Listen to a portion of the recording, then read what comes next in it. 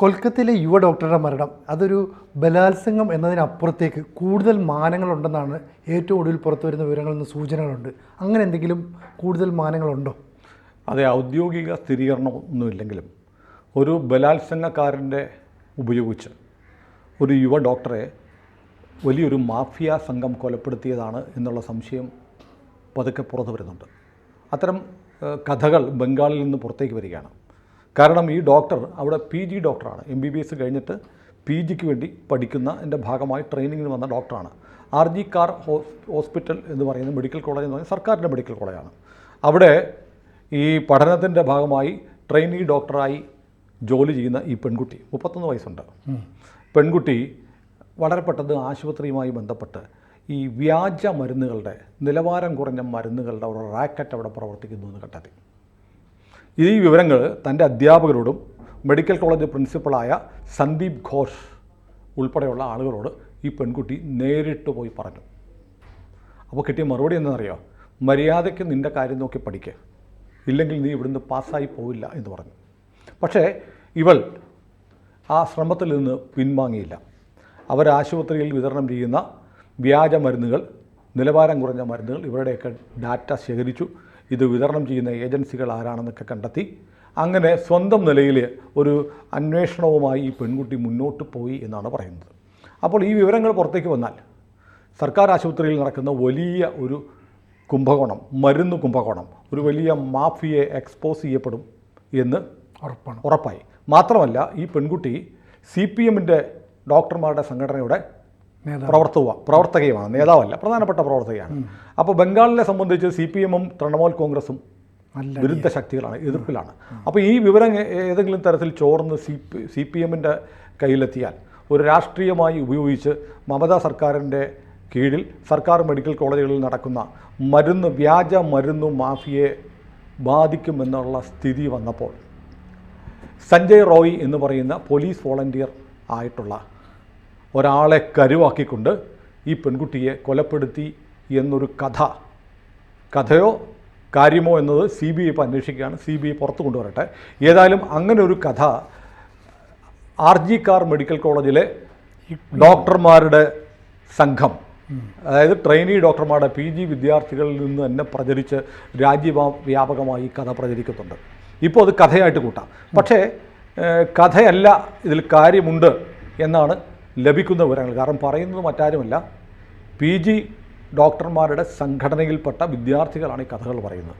അപ്പോൾ ഈ നമ്മൾ നോക്കുമ്പോൾ അത് എനിക്ക് ഈ ചാനലിൽ പറയാൻ പറ്റില്ല. ഈ പെൺകുട്ടിയെ എങ്ങനെയാണ് അവർ കൊലപ്പെടുത്തിയെന്ന് ചോദിച്ചാൽ അവളുടെ ശരീരത്തിൽ മുറിവേൽക്കാത്ത ഒരു ഭാഗവുമില്ല. അവളുടെ ശരീരത്തിൽ നമ്മുടെ ദില്ലിയിലെ നിർഭയെ നമ്മൾ കേട്ടിട്ടുണ്ടല്ലോ, ഇരുമ്പ് റോഡ് വരെ കുത്തിക്കയറ്റി എന്നൊക്കെ പറയുന്ന, ഇരുമ്പ് കമ്പി വരെ കുത്തിക്കയറ്റി എന്നാണ് നിർഭയ കേസിൽ നമ്മൾ കേട്ടത്. അതെ, ഞാൻ ഒരു ഒറ്റ കാര്യം പറയാം, ദില്ലിയിൽ നിർഭയ കൊല്ലപ്പെട്ടതിനേക്കാളും ഭീകരമായാണ് ഈ പെൺകുട്ടിയെ പീഡിപ്പിച്ച് കൊലപ്പെടുത്തിയത്. അപ്പോൾ അതിൽ നിന്ന് നിങ്ങൾ വായിച്ചെടുക്കുക എന്തൊക്കെ ആ പെൺകുട്ടിയോട് ചെയ്തു എന്നുള്ളത്. അങ്ങനെ കൊലപ്പെടുത്തി കഴിഞ്ഞ് സഞ്ജയ് റോയ് എന്ന് പറയുന്ന ഒരു പ്രതിയെ കൂട്ടത്തിൽ സൃഷ്ടിച്ചു.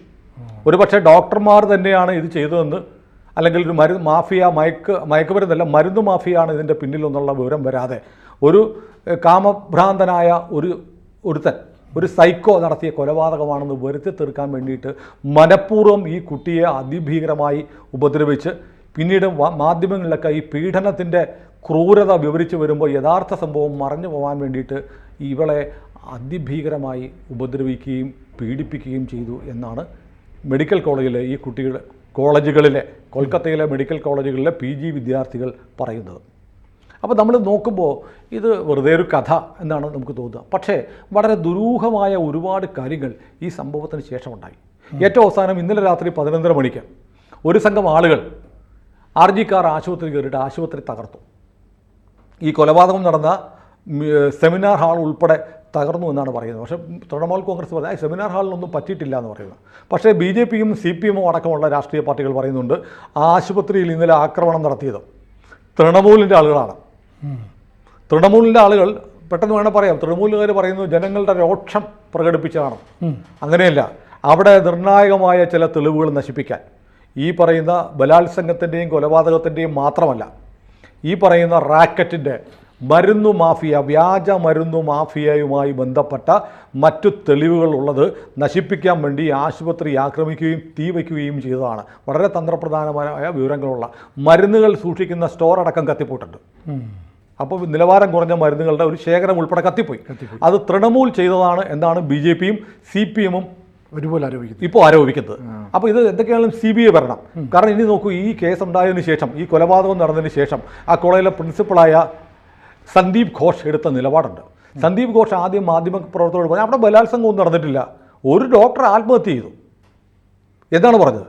ഈ ഡോക്ടറുടെ, ഞാൻ ഒരു കാര്യം മാത്രം പറയാം, അവരുടെ മറ്റ് ശരീരത്തിൻ്റെ മറ്റ് പല ഭാഗങ്ങളിലുള്ള മുറിവിനെക്കുറിച്ചൊന്നും ഞാൻ പറയുന്നില്ല.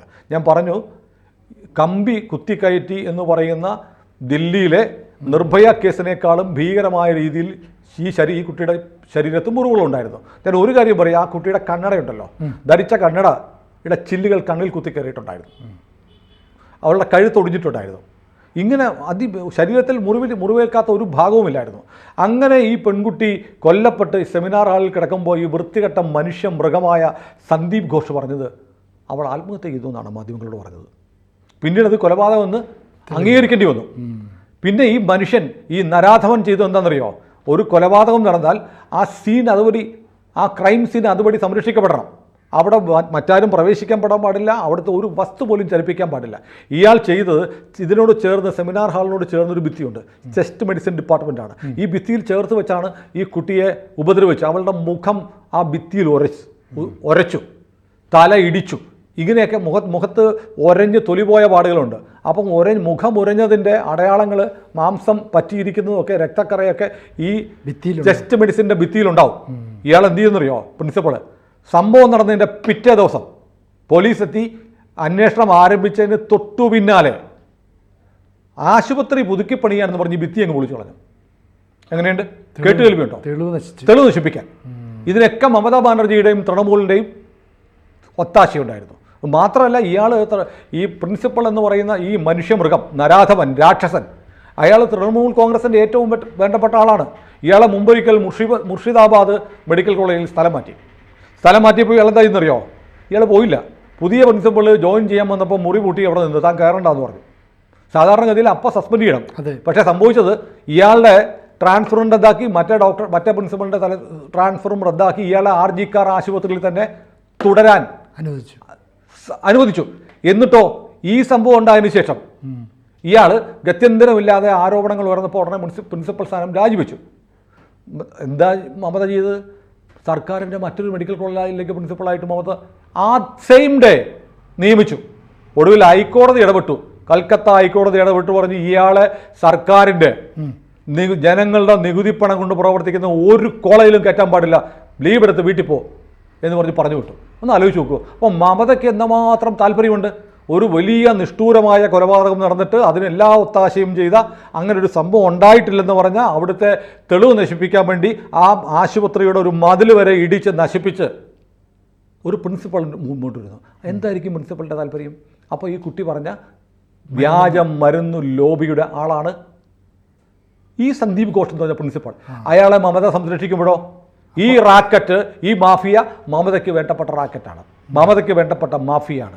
നോക്കൂ, ശാരദാ ചിട്ടി ഫണ്ട് മുതൽ എന്തെല്ലാം ആക്ഷേപങ്ങൾ, എന്തെല്ലാം ക്രൂരകൃത്യങ്ങൾ, എന്തെല്ലാം നരഹത്യകൾ, എത്രയെത്ര പീഡനങ്ങൾ, കൊലപാതകങ്ങളൊക്കെയാണ് മമതാ ബാനർജി എന്ന ഈ രാക്ഷസിയുടെ ഭരണം നടക്കുന്ന ബംഗാളിൽ നടക്കുന്നത്.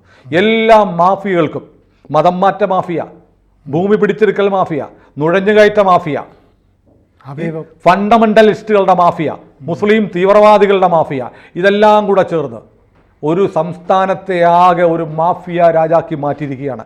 അവിടെയാണ് പാവപ്പെട്ട ഒരു പെൺകുട്ടി ഇങ്ങനെ കൊല്ലപ്പെട്ടത്. അപ്പോൾ നമുക്ക് നോക്കൂ, നമ്മൾ ആലോചിക്കേണ്ട ഒരു കാര്യം, ഇപ്പോൾ എനിക്ക് ഈ CPM-നെ കുറിച്ച് ഇപ്പോഴും ആക്ഷേപമുണ്ട്. CPM-ൻ്റെ ഇന്നത്തെ പത്രത്തിലൊരു വാർത്തയൊക്കെ ഉണ്ട്, ശരിയാ, അവിടെ ആക്രമണം നടന്നത് കേരളത്തിലെ പത്രത്തിൽ.